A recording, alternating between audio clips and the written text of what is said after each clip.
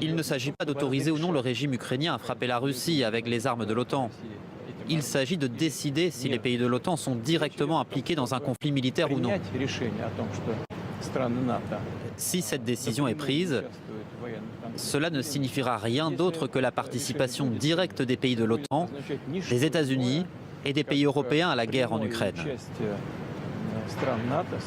Il s'agit de leur participation directe, ce qui, bien entendu, modifie considérablement l'essence même, la nature même du conflit. Cela signifierait que les pays de l'OTAN sont en guerre contre la Russie. Et si cela se produit, alors en gardant à l'esprit le changement dans l'essence même de ce conflit, nous prendrons les décisions appropriées.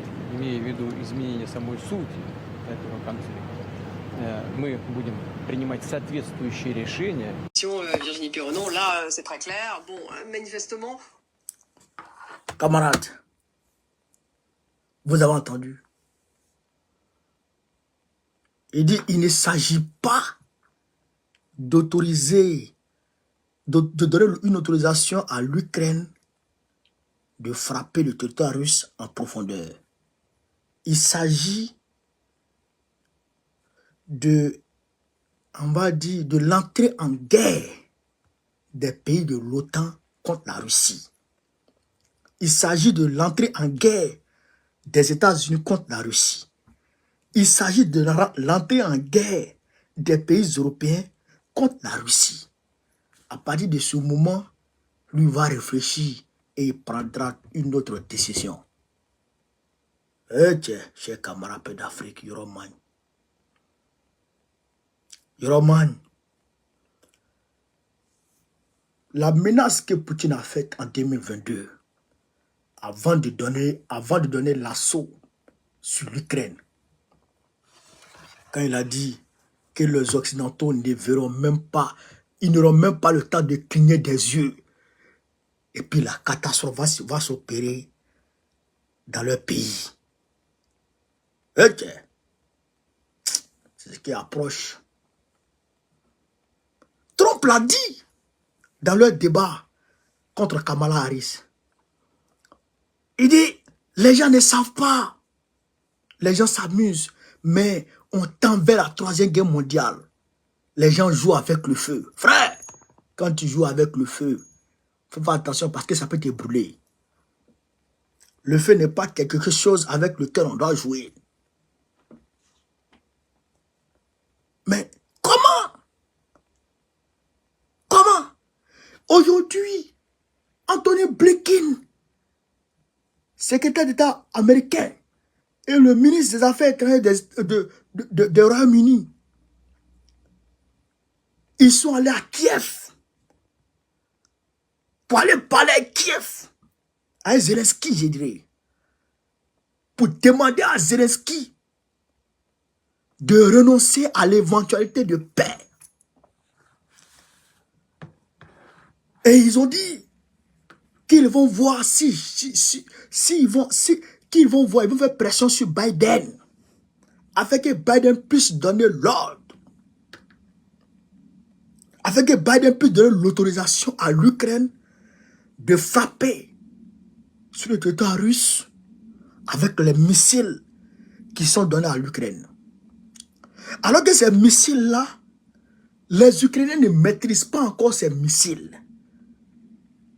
Les Ukrainiens ne maîtrisent pas encore ces missiles. C'est-à-dire que, je dirais, l'utilisation rationnelle de ces missiles-là, en réalité, les Ukrainiens ne maîtrisent pas encore leurs coordonnées, tout ça, ils ne maîtrisent pas encore. Il faut des Occidentaux pour les aider à utiliser ces missiles. C'est pourquoi Poutine dit, c'est une question de si oui ou non les Occidentaux vont rentrer en guerre contre la Russie. Parce que ce n'est pas l'Ukraine, ce n'est pas les Ukrainiens qui vont appuyer sur le bouton, ce sont les Occidentaux qui vont appuyer sur le bouton, donc ce sont les Occidentaux qui vont frapper la Russie en profondeur. À partir de ce moment, chers camarades d'Afrique, les données vont changer en profondeur. C'est-à-dire que les données, c'est-à-dire que la configuration, le paradigme va changer. Poutine va dans l'ordre pour frapper le Sabomba. On ne parle même pas de Satan 1 ni Satan 2. Le Sabomba seul, il rase toute l'île de France. C'est que si on dépose Sabomba ici, douille, nous tous, on est morts. C'est que si Poutine dit aujourd'hui, je rentre en guerre contre l'Occident, moi je m'en vais au Mali. Je quitte la France. Je cherche mon enfant, je le mets au dos. On marche un peu. On s'en va vers Mauritanie, Cheikh Amara Père d'Afrique. Ce n'est pas du jeu au nom de ceux qui cherchent. De toute façon, Poutine parle là, il peut agir. Il peut agir. Et regardez, il a dit ne donnez pas les missiles à l'Ukraine. Vous avez donné, il n'a pas parlé. Il a dit ne donnez pas les avions à l'Ukraine. Vous avez donné les avions, il n'a pas parlé. D'ailleurs, même le premier F-16 qu'ils ont soulevé, il a descendu ça. Vous avez donné des chars. Vous avez tout donné, mais le gars, il est en train... Pourquoi? Parce que le gars, il est en train de prendre Pokrov. Alors que si Poutine arrive à prendre Pokrov aujourd'hui, Pokrov là, il reste une seule, je dirais, une seule poignée de résistance avant Pokrov. Donc, s'il arrive à prendre Pokrov, le moyen de... C'est-à-dire que la ligne de ravitaillement des Ukrainiens est coupée. Il ne peut plus gagner la guerre. Il peut plus gagner, il peut pas gagner la guerre, ça c'est sûr. Mais ça devient difficile leur ravitaillement sur le terrain. C'est pourquoi Zelensky avait demandé à Olaf Scholz, le président, le chancelier allemand Olaf Scholz, Zelensky a demandé à Olaf Scholz de parler de paix, de trouver des moyens, des voisins moyens pour trouver la paix entre l'Ukraine et la Russie. C'est ce qu'ils avaient décidé. Le chancelier allemand l'a dit hier qu'il faut la paix entre l'Ukraine et la Russie. Il dit on donne des équipements de guerre qui nous coûtent très cher à des gens qui ont déjà perdu la guerre, qui ne peuvent pas gagner cette guerre. C'est-à-dire que vous êtes en train de jeter l'argent par la fenêtre. Vous ne pouvez pas gagner la guerre. Et vous êtes en train de vous engager de façon maladive, de façon obstinée dans les livraisons, je dirais, dans les livraisons gratuites à quelqu'un. Bon, pour rien. Vous livrez les armes, vous livrez les munitions gratuitement. Alors que le gars ne peut pas gagner la guerre. Bon, à quoi bon de continuer? Il faut négocier. Mais en réalité, ce qu'eux ils recherchent, ce qu'ils recherchent, et ce que Trump a dit, c'est ça qui est la vérité. Trump dit que le front ukrainien, là, c'est un business. Trump l'a dit dans leur débat. C'est pourquoi moi, j'aime suivre leur débat. Trump dit que c'est un business. Trump dit que c'est un business. Les Occidentaux se font beaucoup d'argent là-bas. Quand je dis les Occidentaux, je ne parle pas des peuples occidentaux. Je parle des dirigeants occidentaux. Trump dit que la femme du maire de Moscou a donné 3,5 millions à Biden, à la famille Biden. C'est Trump qui a dit ça. Et ça n'a pas été démenti. Hein? Jusqu'à présent, ça n'a pas été démenti. Il y a beaucoup de propos de Trump qui ont été démentis, notamment là où il a dit que les immigrés mangent les chiens, les chats et tout. Ça a été démenti. Mais la question, cette allégation n'a pas été démentie. Cette information n'a pas été démentie. Il dit que Kamala Harris est partie là-bas 5 fois. Elle l'a reconnu. Elle dit elle est partie en Ukraine pour aller négocier 5 fois. C'est un business. Ils vendent les armes. Ils vendent les armes. Ils prennent l'argent des Occidentaux. Ils donnent aux gens. Ils vendent les armes. Et puis l'argent... Vous pensez que les armes qu'ils livrent à l'Ukraine, là, qui fabriquent, ce n'est pas l'État américain qui fabrique. Hein? L'argent ne rentre pas dans la caisse de l'État américain. Hein? Non, c'est des entreprises privées, des industries d'armement, les amis de Joe Biden, ceux qui financent la campagne de Kamala Harris aujourd'hui. Ce sont eux qui vendent les armes. Donc, eux, leur business, là, c'est ça qui marche. Donc, ils volent l'argent à l'État américain pour mettre dans les caisses et ils fabriquent les armes. C'est-à-dire qu'ils surfacturent ça. Et ils prêtent ça à l'Ukraine comme crédit. Ça devient une dette de l'État américain envers l'Ukraine.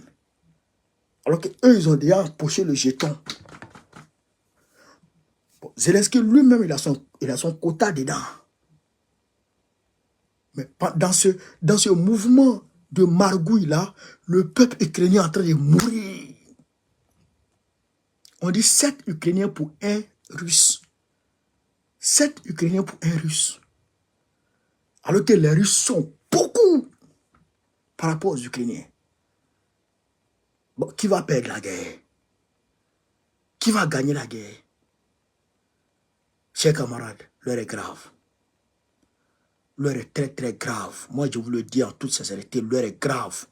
On tend vers la 3e guerre mondiale. Ce que les Occidentaux sont en train de faire là, avec cette réponse de Poutine là, on tend vers la 3e guerre mondiale. Mais si ça commence, en tout cas, nous les Africains, on ne va pas rentrer dedans. On ne va pas venir aider les Occidentaux. Ha! Jamais on va aider les Occidentaux. Pendant la 1re guerre mondiale, ils nous ont ramassés pour venir faire la guerre. Pendant la 2e guerre mondiale, ils nous ont ramassés pour venir faire la guerre. La 3e là, vous allez vous dire. Vous allez vous tuer. Nous, on ne va pas parler dedans. Même un mot, on n'a pas dit. Vous allez vous dire. Comment? Mais vous dites que vous voulez chasser la Russie de l'Ukraine. Là encore, ça va. Mais vous voulez aller maintenant chasser la Russie en Russie. Ou bien vous voulez attraper Poutine.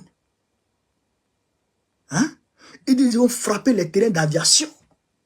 Les terrains d'aviation, ils vont frapper les infrastructures de la Russie. Mais si vous frappez, Poutine va vous frapper. Il va vous frapper. La centrale de Zaporijie, qui contrôle aujourd'hui? C'est la Russie qui contrôle. Hein?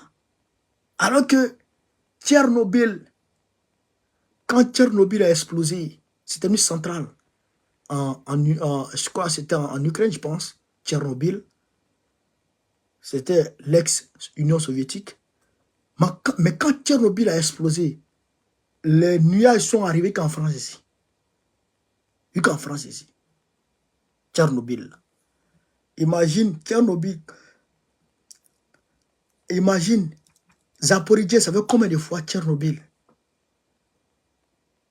Si ça fait beau, c'est centrale nucléaire, si ça fait beau, chers camarades d'Afrique, nous tous, on va voir la peau ici cassée. Nous tous, il dit, ceux-là jouent avec le feu. Hein.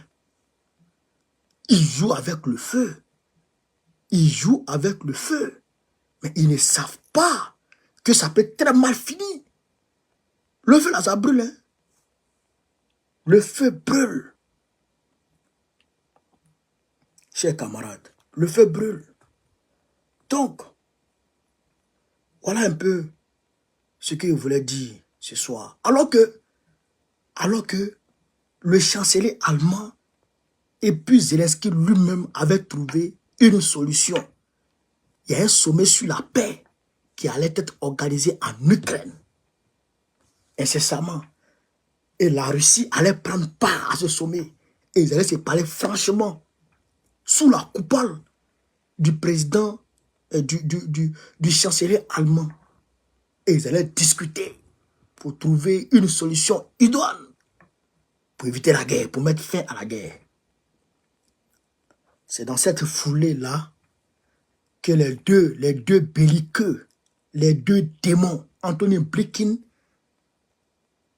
qui cirait de chaussures de Satan, et puis le ministre des Affaires étrangères de l'Angleterre, coiffeur de Satan, se sont ramassés pour aller en Ukraine, pour aller intimider Zelensky, pour aller l'empêcher de parler de paix dans son pays. Comme lui aussi, c'est un guignol. C'est une marionnette. Lui aussi, il a accepté de continuer la guerre. Qu'est-ce qu'on peut faire? Mais si vous vous tuez, en tout cas, tuez-vous, nous on n'est pas dedans.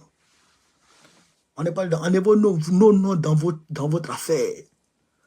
Enlevez nos noms dans votre affaire.